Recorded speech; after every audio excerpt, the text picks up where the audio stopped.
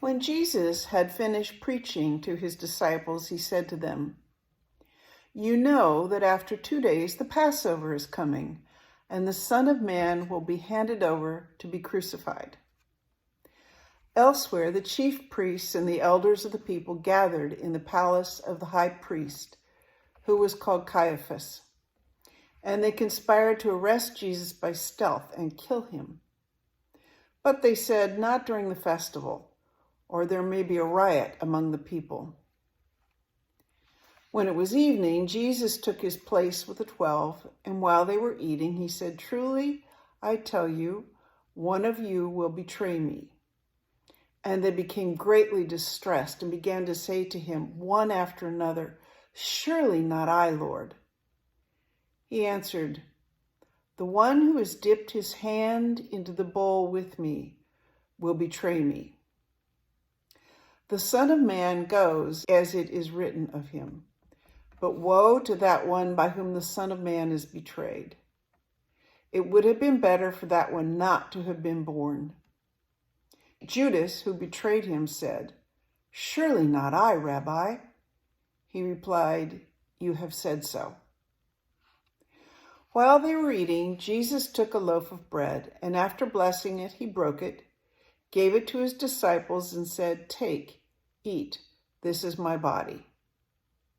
Then he took a cup, and after giving thanks, he gave it to them, saying, "Drink from it, all of you, for this is my blood of the covenant, which is poured out for many for the forgiveness of sins.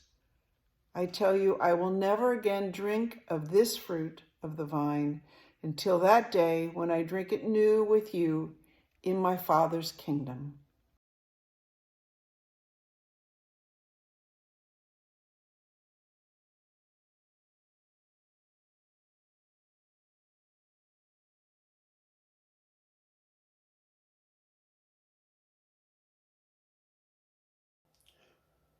When Jesus and the disciples had finished singing the hymn, they went out to the Mount of Olives. Then Jesus said to them, "You will all become deserters because of me this night. For it is written, I will strike the shepherd, and the sheep of the flock will be scattered." Peter said to him, "Though all become deserters because of you, I will never desert you." Jesus said to him, "Truly I tell you, this very night, before the cock crows, you will deny me 3 times. Peter said to him, "Even though I must die with you, I will not deny you." And so said all the disciples. Then Jesus went with them to a place called Gethsemane, and he said to his disciples, Sit here while I go over there and pray." He took with him Peter and the 2 sons of Zebedee, and began to be grieved and agitated. Then he said to them, "I am deeply grieved, even to death. Remain here and stay awake with me." And going a little farther, he threw himself on the ground and prayed, "My Father, if it is possible, let this cup pass from me. Yet not what I want, but what you want." Then he came to his disciples and found them sleeping. And he said to Peter, "So you could not stay awake with me 1 hour? Stay awake and pray that you may not come into the time of trial. The spirit indeed is willing, but the flesh is weak." Again he went away for the 2nd time and prayed, "My Father, if this cannot pass unless I drink it, your will be done." Again he came and found them sleeping, for their eyes were heavy.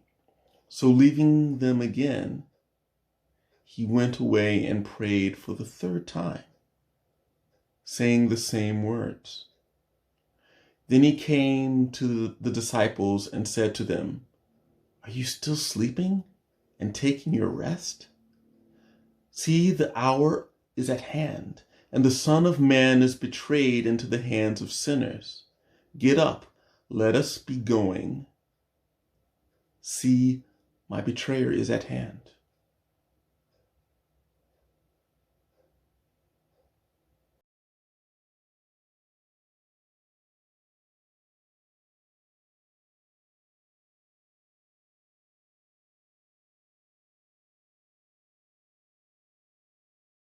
While Jesus was still speaking, Judas, one of the 12, arrived. With him was a large crowd with swords and clubs from the chief priest and the elders of the people. Now the betrayer had given them a sign, saying, "The one I will kiss is the man. Arrest him." At once he came up to Jesus and said, "Greetings, Rabbi," and kissed him. Jesus said to him, "Friend, do what you are here to do." Then they came and laid hands on Jesus and arrested him. Suddenly, one of those with Jesus put his hand on his sword, drew it, and struck the slave of the high priest, cutting off his ear. Then Jesus said to him, "Put your sword back into its place, for all who take the sword will perish by the sword. Do you think that I cannot appeal to my Father, and he will at once send me more than 12 legions of angels? But how then would the scriptures be fulfilled, which say it must happen in this way?" At that hour, Jesus said to the crowds, "Have you come out with swords and clubs to arrest me as though I were a bandit? Day after day, I sat in the temple teaching, and you did not arrest me. But all this has taken place so that the scriptures of the prophets may be fulfilled." Then all of the disciples deserted him and fled.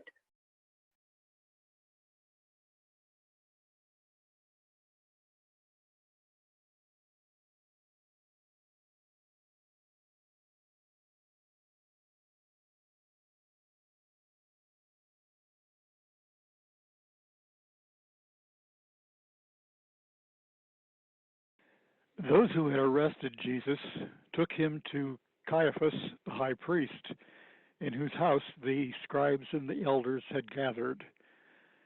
But Peter was following him at a distance as far as the courtyard of the high priest, and going inside, he sat with the guards in order to see how this would end. Now the chief priests and the whole council were looking for false testimony against Jesus so that they might put him to death. But they found none, though many false witnesses came forward.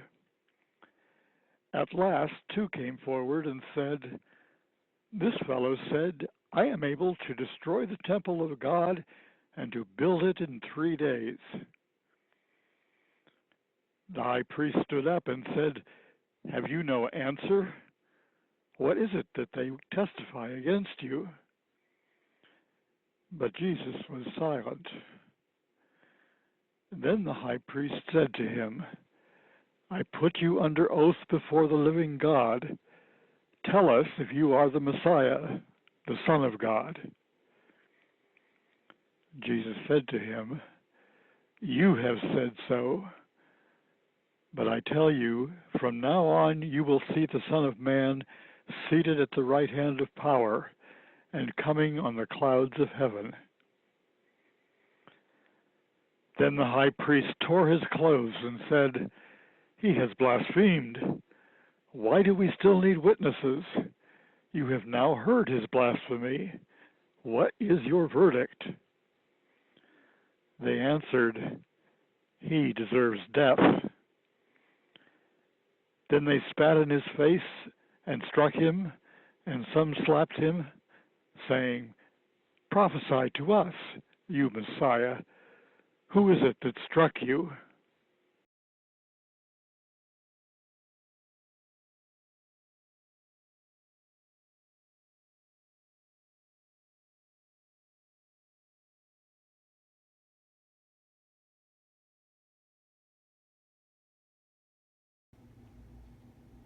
Then the soldiers of the governor took Jesus into the governor's headquarters, and they gathered the whole cohort around him. They stripped him and put a scarlet robe on him, and after twisting some thorns into a crown, they put it on his head. They put a reed in his right hand and knelt before him and mocked him, saying, "Hail, King of the Jews!" They spat on him and took the reed and struck him on the head. After mocking him, they stripped him of the robe and put his own clothes on him. Then they led him away to crucify him. As they went out, they came upon a man from Cyrene named Simon. They compelled this man to carry his cross. And when they came to a place called Golgotha, which means place of a skull, they offered him wine to drink mixed with gall. But when he tasted it, he would not drink it. And when they had crucified him, they divided his clothes among themselves by casting lots. And then they sat down there and kept watch over him. Over his head they put the charge against him, which read, "This is Jesus, the King of the Jews." Then 2 bandits were crucified with him, one on his right and one on his left. Those who passed by derided him, shaking their heads and saying, "You who would destroy the temple and build it in 3 days, save yourself. If you are the Son of God, come down from the cross." In the same way, the chief priests also, along with the scribes and elders, were mocking him, saying, "He saved others. He cannot save himself. He's the King of Israel. Let him come down from the cross now, and we will believe in him. He trusts in God. Let God deliver him now, if he wants to, for he said, 'I am God's son.'"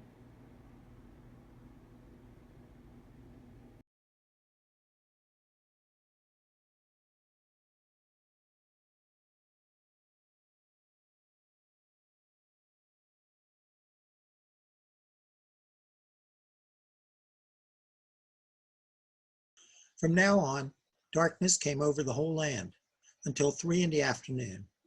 And about 3 o'clock, Jesus cried with a loud voice, "Eli, Eli, lema sabachthani?" That is, my God, why have you forsaken me?" When some of the bystanders heard it, they said, "This man is calling for Elijah." At once, one of them ran and got a sponge, filled it with sour wine, put it on a stick, and gave it to him to drink.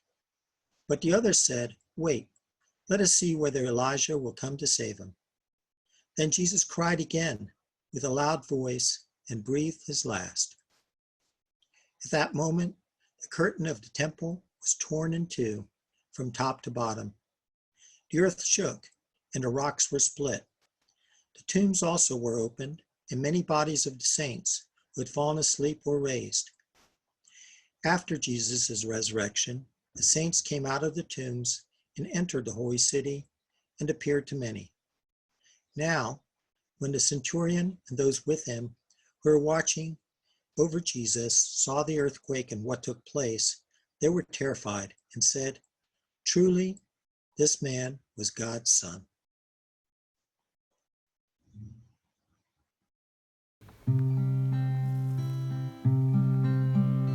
Jesus, remember me when you come into your kingdom. Jesus, remember me when you come into your kingdom. Jesus, remember me when you come into your kingdom. Jesus, remember me when you come into your kingdom. Jesus, remember me when you come into your kingdom. Jesus, remember me when you come into your kingdom. Jesus, remember me when you come into your kingdom. Jesus, remember me when you come into your kingdom. Jesus, remember me when you come into your kingdom. Jesus, remember me when you come into your kingdom.